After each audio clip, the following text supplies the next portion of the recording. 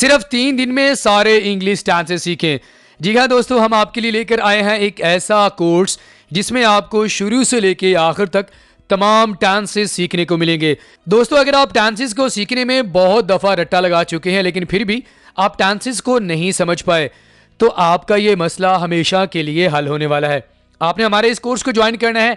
इस कोर्स में हम आपको शुरू से लेकर आखिर तक 12 टेंसेस की प्रैक्टिस करवाने वाले हैं, और वो भी सिर्फ 3 दिन में। तो दोस्तों, क्या आप चाहते हैं कि आपके इंग्लिश टेंसेस का मसला हमेशा के लिए हल हो जाए, तो आप हमारे इस कोर्स को लाजमी ज्वाइन कर लें। दोस्तों, इस कोर्स का पहला दिन हम ऑलरेडी अपने चैनल पर अपलोड कर चुके हैं, जिसका लिंक आपको नीचे वीडियो के डिस्क्रिप्शन में बआसानी मिल जाएगा। दोस्तों, अगर इंग्लिश ना बोलने की वजह से आपको बहुत सारे प्रॉब्लम्स का सामना करना पड़ता है, जैसे कि आपको जॉब नहीं मिलती, या अगर आप जॉबियन हैं तो आपको कम्युनिकेशन स्किल्स का बहुत ज़्यादा मसला है, कोई भी अगर आपको इशू है इंग्लिश की वजह से, दोस्तों आप हमारे कोर्स को ज्वाइन करें। कोर्स को ज्वाइन आप किस तरह कर सकते हैं, आप दिए गए व्हाट्सएप नंबर पर राब्ता करें और घर बैठे अपनी इंग्लिश को बेहतर बनाएं।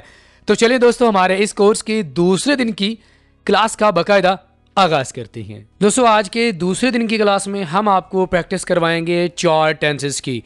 पिछले सबक में हमने आपको प्रैक्टिस करवाई थी, आपको हमने सिखाया था सिंपल टेंसेस के मुतालिक, present indefinite tense, present continuous tense, present perfect and present perfect continuous tense.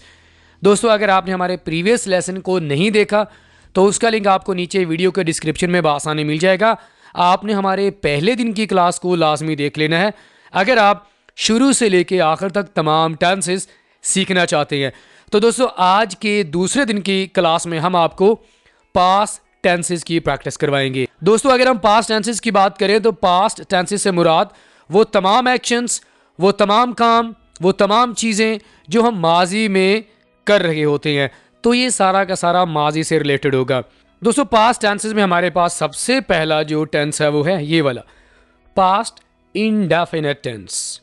Past indefinite tense, अगर हम इसकी डेफिनेशन की बात करें तो बहुत ही सिंपल है। माजी में कोई काम जो आपने सिर्फ एक दफ़ा किया हो, या माजी में कोई भी काम जो आपने किया, मैं किए की बात कर रहा हूँ, ठीक है, उसके लिए आप पास्ट इंडेफिनिट टेंस का इस्तेमाल करेंगे। पहचान देखें, जुमले के आखिर में आपको क्या नज़र आएगा, यानी जब हम उर्दू वाला फ़िक्रा बनाते हैं तो उर्दू वाले फ़िक्रे में आपको आखिर में क्या नज़र आना चाहिए, जिससे आपको पता चले कि ये पास्ट इंडेफिनिट टेंस है। जुमले के आखिर में आपको या, ये और ये या अलिफ आपको नज़र आएगा। मैं आपको मिसालें देता हूँ, आपको समझ आ जाएगा। उसने खाना खाया, वो स्कूल गई, हमने किताब पढ़ी, मैंने वीडियो देखी। इस तरह की मिसालें जब हम यूज़ कर रहे होते हैं तो वो पास्ट इंडेफिनिट टेंस है। ठीक है, ये बात समझ आ गई है, डेफिनेशन समझ आ गई है, पहचान भी आपको समझ आ गई होगी। ओके, उसूल की बात कर लेते हैं। उसूल से मुराद क्या होगा कि इसमें वर्ब की कौन सी फॉर्म का इस्तेमाल होगा और इसमें हेल्पिंग वर्ब कौन से होंगे। वर्ब की दूसरी फॉर्म का यूज़ होगा। हमारे पास एक वर्ब की 3 फॉर्म्स होती हैं। पहली फॉर्म का हम इस्तेमाल करते हैं प्रेजेंट इंडेफिनिट टेंस में, ठीक है, जबकि दूसरी फॉर्म को, यानी जो कि माजी होती है, उसका इस्तेमाल हम करते हैं पास्ट इंडेफिनिट टेंस में। ओके, इसमें कोई इमदादी फेल यूज़ नहीं होगा। प्रेजेंट इंडेफिनिट टेंस में भी कोई इमदादी फेल नहीं था। डू डस को हमने उनका सब्स्टिट्यूट बना के, उनका कायम मकाम बना के हमने उसको हेल्पिंग वर्ब बनाया था। इसी तरह यहाँ पर भी कोई हेल्पिंग वर्ब नहीं है, जैसे कि इज, एम, आर, इनको हम कह सकते हैं कि ये जो वर्ड्स हैं ये हेल्पिंग वर्ब्स के तौर पर काम करते हैं किसी एक टेंस में। यहाँ पर भी कोई हेल्पिंग वर्ब नहीं होगा। बात समझ आ गई है? तरतीब ज़रा देख लेते हैं कि आप किस तरह पॉजिटिव, नेगेटिव और सवालिया फ़िक्रात बनाएंगे। फार्मूला देख लेते हैं। सब्जेक्ट, वर्ब की सेकंड फॉर्म, ऑब्जेक्ट या कॉम्प्लीमेंट। ठीक है, नेगेटिव फ़िक्रा कैसे बनाएंगे? Subject plus did not. ये बात याद रखिएगा, डिड का इस्तेमाल हमने कहाँ पे करना है? हमने नेगेटिव और सवालिया फ़िक्रात में हम सिर्फ डिड का इस्तेमाल करेंगे, पॉजिटिव फ़िक्रात में हम नहीं करेंगे। ठीक है, डिड नॉट। हाँ, यहाँ पर एक चीज़ है, अगर आप किसी काम पर कोई जोर डालना चाहते हैं तब आप डिड का इस्तेमाल पॉजिटिव फ़िक्रात में कर सकते हैं। फॉर एग्जाम्पल, कोई आपसे पूछे कि डिड यू डू दैट, तो आप कह सकते हैं येस आई डिड। वो उल्टा काम तुमने किया, yes I did, yes I did. तो जब आप किसी काम पर जोर डालना चाहते हैं तब आप पॉजिटिव फिक्रात में आप डिड का इस्तेमाल कर सकते हैं। Okay, subject did not plus verb की पहली फॉर्म। अब यहाँ पर आपके ज़हन में सवाल होगा कि सर आपने अभी बताया कि वर्ब की सेकंड फॉर्म का यूज़ होगा। जी हाँ दोस्तों, वर्ब की सेकंड फॉर्म का यूज़ होगा, लेकिन पॉजिटिव सेंटेंसेस में होगा। अगर हम नेगेटिव फिक्रात की बात करें तो नेगेटिव फिक्रात में जब हमारे पास डिड आ जाएगा तो डिड के साथ कभी भी आप वर्ब की सेकंड फॉर्म का यूज़ नहीं करेंगे। रीज़न बहुत ही सिंपल है, डिड ऑलरेडी सेकंड फॉर्म है, डू डिड। तो जब हमारे पास पहले से सेकंड फॉर्म आ गई है, हम उसके साथ कोई और सेकंड फॉर्म का इस्तेमाल नहीं करेंगे, तो हम इसके साथ वर्ब की पहली फॉर्म का यूज़ करेंगे।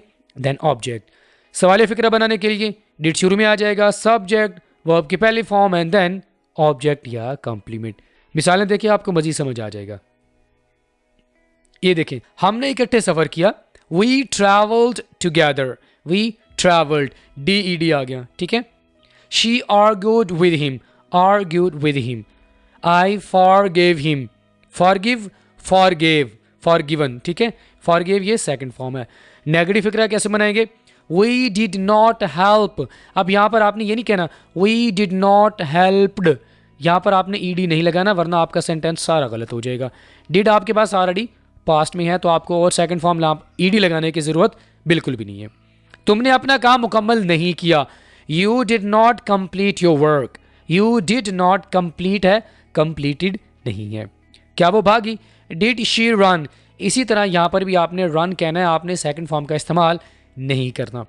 क्या मैंने उससे कॉल पे बात की, did I talk to her on call, did I talk.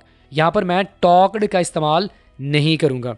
क्यों, डिड ऑलरेडी हमारे पास क्या है, सेकंड फॉर्म है, माजी है, तो यहाँ पर हम टॉक लगाएंगे, did I talk to her on call.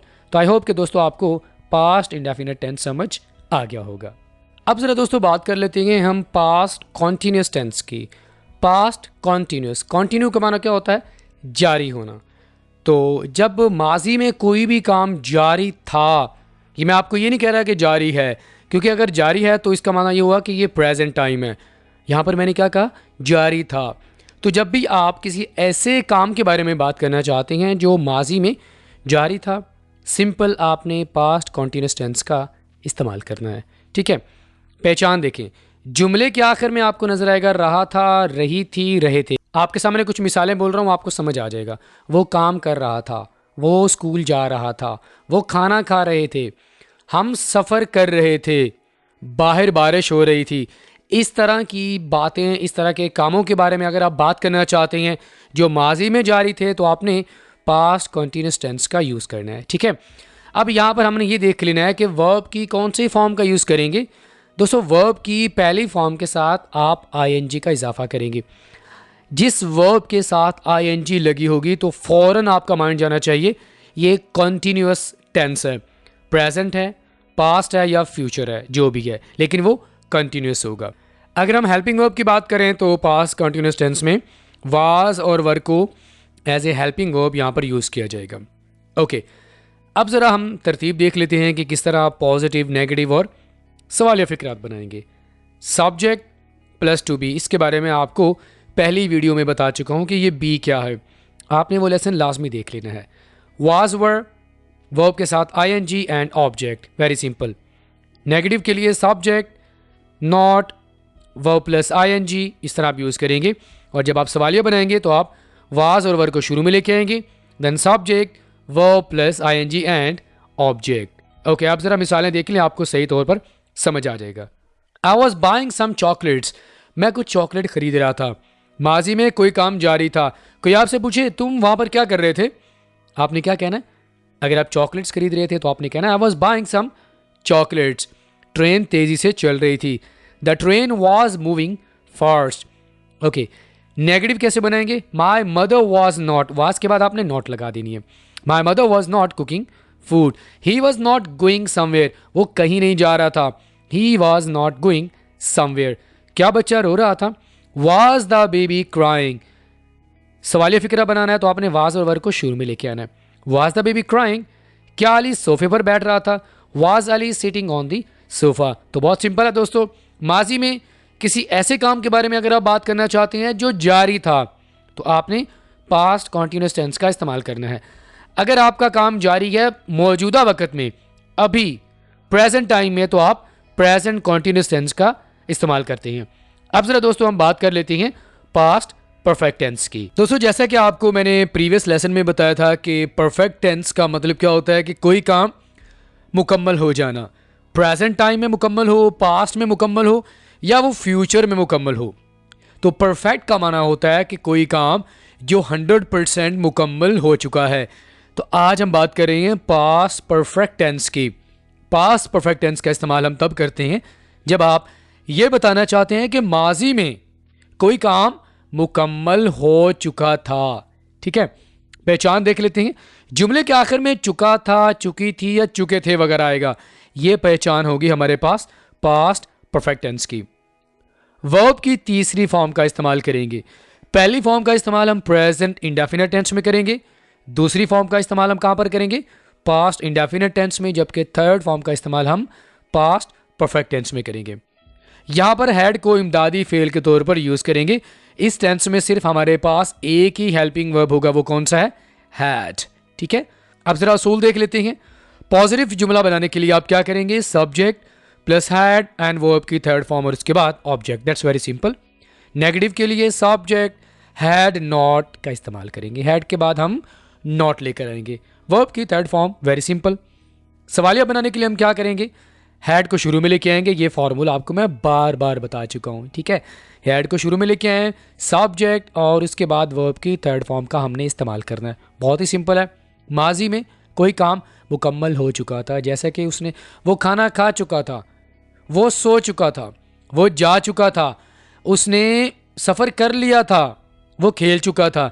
ये तमाम एग्जाम्पल्स जो रिलेटेड हैं वो पास्ट परफेक्ट टेंस से हैं। मज़ीद एग्जाम्पल्स देख लेते हैं, आपको समझ आ जाएगा। आई हैड पनिश्ड हिम, मैंने उसे सज़ा दी थी या मैं उसे सज़ा दे चुका था। He had met with my friend, वो मेरे दोस्त से मिला था या वो मेरे दोस्त से मिल चुका था। नेगेटिव जुमला कैसे बनाएंगे? शी हैड नॉट संग अ सॉन्ग, हैड के बाद हम नॉट लेके आएंगे। ठीक है, शी हैड नॉट संग a song. I had not taught him English, मैं उसे इंग्लिश नहीं सिखा चुका था। सवालिया फिक्रा कैसे बनाएंगे? हैड को शुरू में लेके आए। Had she studied in her room, क्या उसने अपने कमरे में पढ़ा था या वो पढ़ चुका था। हैड इट रेन यस्टरडे, क्या कल बारिश हुई थी। सिंपल। माजी में कोई काम मुकम्मल हो चुका था। यह आपको मैं सिंपल बता रहा हूँ, इसका एक और भी यूज़ है।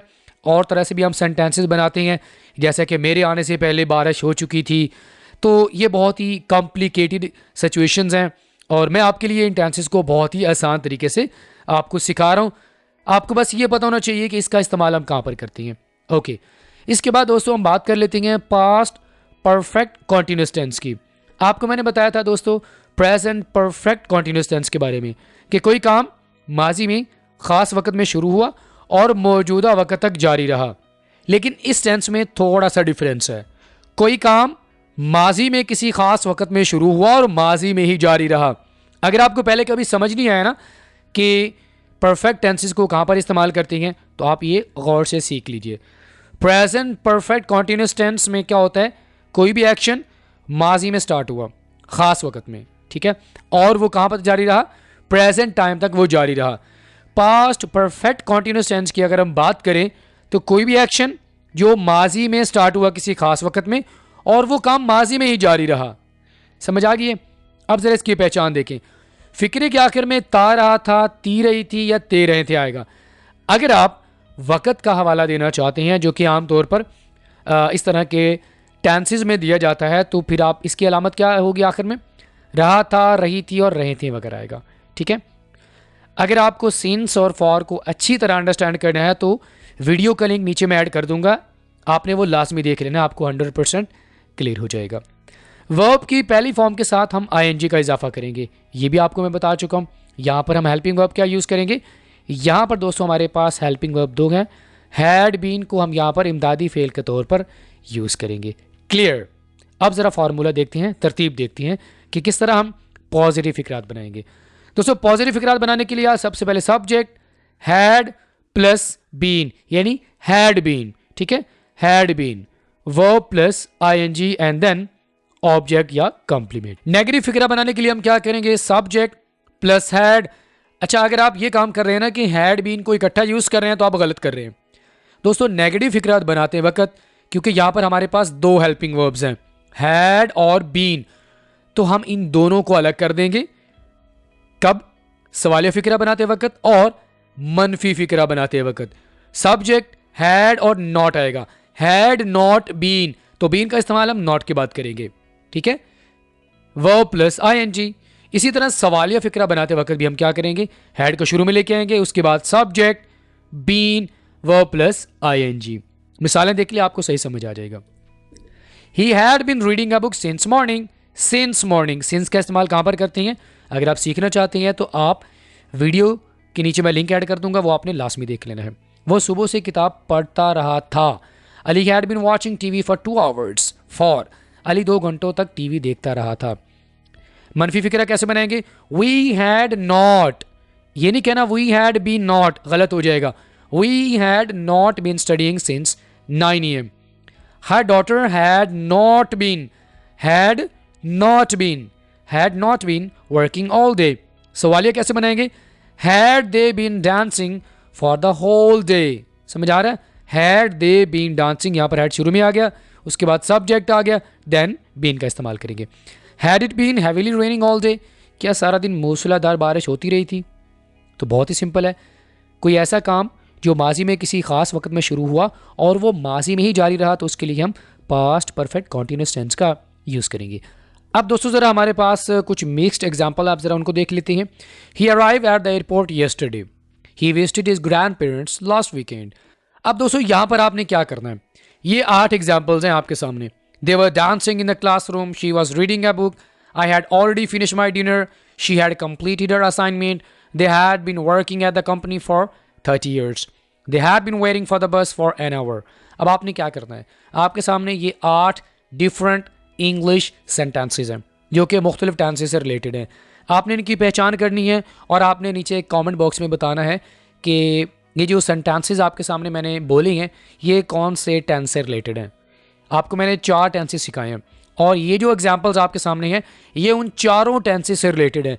तो आपने 1 by 1 आपने हमें बताना है कि ये जो एग्जाम्पल्स आपके सामने हमने रखी हैं ये कौन से टेंस से रिलेटेड है। Alright friends, I will see you in the next lecture.